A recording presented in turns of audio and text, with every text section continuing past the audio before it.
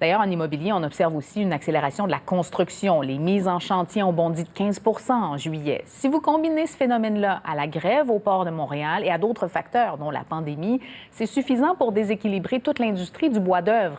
Il y a des détaillants, d'ailleurs, qui disent vivre une pénurie de bois en ce moment. On va en parler avec Jean-François Samré. Il est président-directeur général du Conseil de l'industrie forestière du Québec. Bonsoir, M. Samré. Bonsoir, Mme Saint-Arnaud. C'est quoi l'approvisionnement, l'état en ce moment de l'industrie pour le bois d'œuvre, le bois de construction? Est-ce qu'il y a vraiment pénurie? Écoutez, comme vous l'avez mentionné, je pense qu'on constate qu'il y a une augmentation de la demande. Plusieurs personnes ont décidé de passer des vacances à la maison, de faire des travaux de construction. C'est particulièrement ces produits qui, donc des 2x4, donc en bois de résineux, qui sont en demande, et même ceux qui sont traités pour faire des patios, des galeries, ça, c'est vraiment en grande rupture de stock pour le moment. Mais comme vous l'avez bien mentionné, il y a une réalité qu'on a vécu la crise, la grève océane, il y a la COVID et il y a maintenant la grève au port qui affecte certains de nos membres. Donc, pour le bois d'œuvre, ce que ça signifie, c'est qu'il y a une demande qui est grande et le fait de ne pas pouvoir exporter le papier vient limiter la capacité de production des scieries, donc ce qui n'aide pas le problème. Donc, c'est un tout. On peut difficilement discerner les deux dossiers. Oui.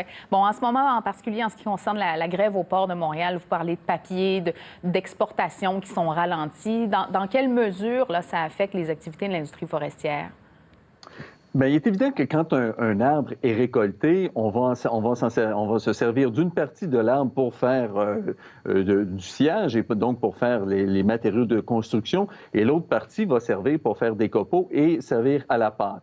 Et donc, si un des secteurs ne tourne au ralenti, l'autre ne peut pas tourner à plein régime parce qu'il va se construire derrière les scieries des montagnes de copeaux et les scieries ont des obligations environnementales à respecter. Donc, c'est un tout. C'est comme si je vous disais, écoutez, Andréane, vous allez devoir fonctionner avec... on va vous enlever votre foie, mais vous conservez votre cœur et vos poumons. Donc, vous allez pouvoir rester en vie. La réponse est probablement vraiment pas du tout. Donc, c'est un tout. L'industrie forestière, c'est la récolte, c'est le sciage, c'est les pâtes et papiers, et le tout fonctionne vraiment ensemble. Donc, c'est un écosystème que quand un est affecté, l'autre a de la difficulté. Est-ce que vous avez des solutions de rechange? Monsieur Samré, bon là, c'est bloqué au port, mais il y a le ferroviaire, il y a le transport par camion.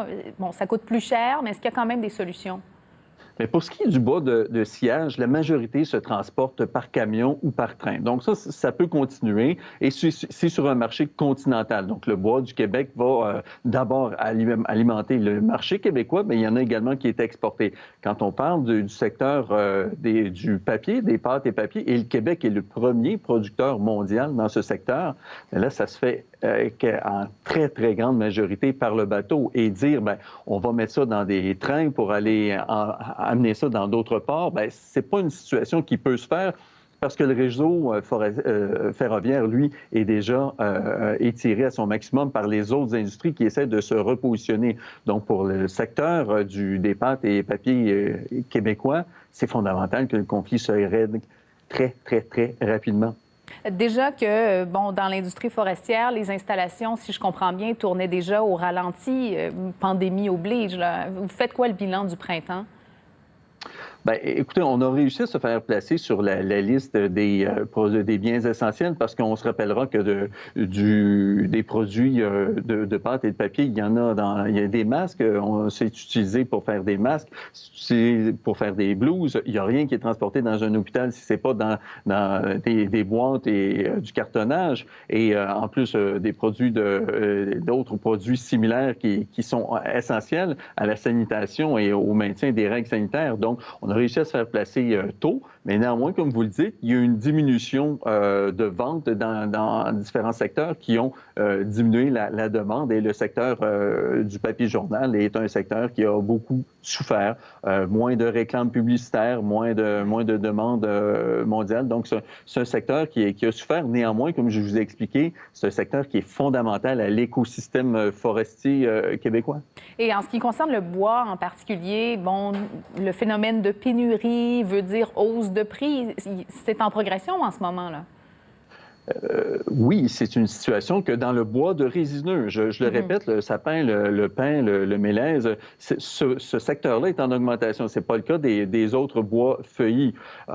Mais c'est une transition. Il y a une demande plus grande. L'offre n'a pas suivi. Oui. Donc, il y a un marché qui cherche un équilibre et qui a une hausse de prix. Mais la réalité, c'est que ce prix ne va pas demeurer éternellement. Et c'est même nuisible pour l'industrie. Donc, la situation va faire en sorte que de nouveaux fournisseurs vont apparaître, des scieries qui n'étaient pas rentables vont peut-être ouvrir aux États-Unis pour répondre à cette demande. Et il y a le marché européen qui, eux, sont en train de convertir leurs usines pour répondre aux standards nord-américains des dimensions. Donc, si le prix continue de monter, tôt ou tard, du côté de l'offre, il va se passer quelque chose. Vous craignez donc un impact sur la pérennité même de l'industrie québécoise?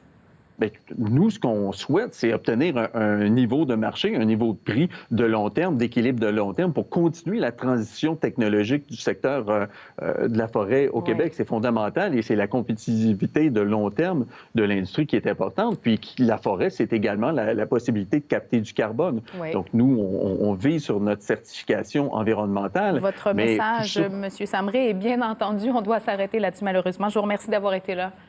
Parfait, Mme Saint-Arnaud. Merci.